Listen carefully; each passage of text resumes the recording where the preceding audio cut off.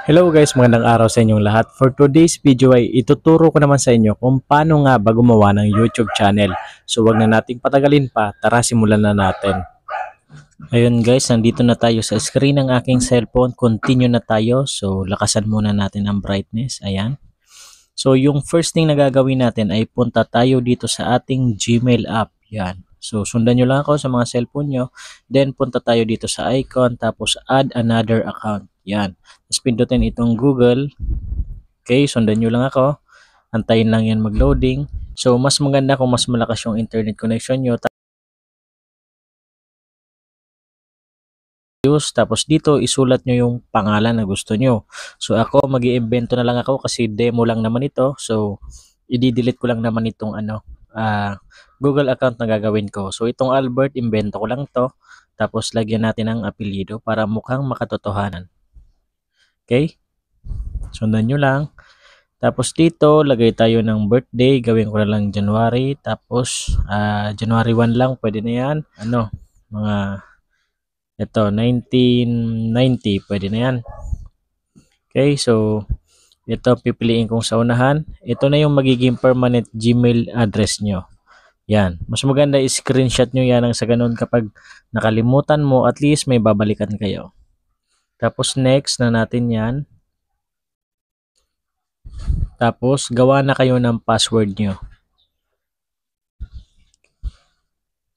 Yan. So make sure nyo lang na hindi nyo makakalimutan yung password nyo dahil yan na yung panghabang buhay na gagamitin nyo. Pero kapag nakagawa naman na kayo ng ng Gmail account, anytime pwede nyo naman palitan yung ginawa nyong password.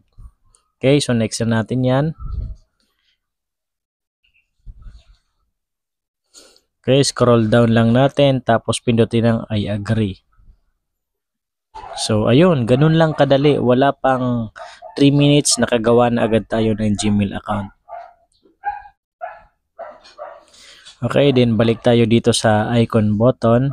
Yan, tapos piliin na natin yung ginawa natin. So ayan na siya. Meron na tayong Gmail account. So almost 70% ng paggawa natin ng YouTube channel ay natapos na natin. So ayun.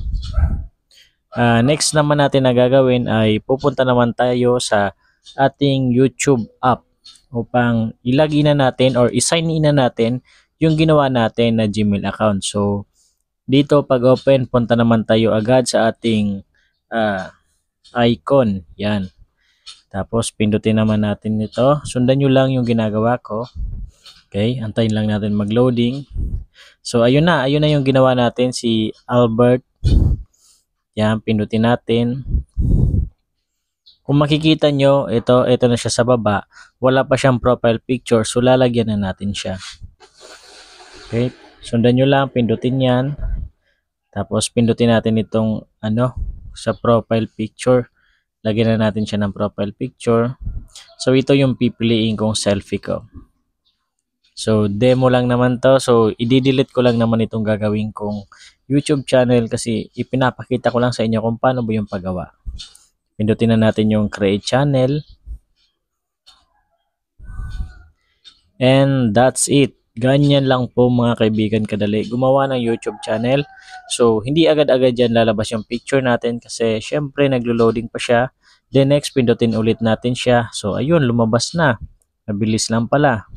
Pwede na tayong mag-upload ng video at pindutin ang create. Yan. Tapos upload video. So dito sa gallery mo, lalabas na yung mga video na meron ka. Piliin ko lang itong isa. Itong naka-duty ako kasi maikli lang yan. Okay, yan. Tapos pindutin ang next. So ayan, pwede na natin siyang i-upload. Pero syempre, hindi ko ito i-upload. Ipinapakita ko lang sa inyo kung paano. So iba ko na yan, hindi ko na siya i-upload. Okay, back na natin yan. So ganun lang guys kadali gumawa ng channel. Ayun guys, hanggang dito na lang po ang ating video. Sana ay meron kayong natutunan. Huwag kalimutan mag-subscribe, i-like at i-share ang ating video. Hanggang sa susunod po, maraming salamat.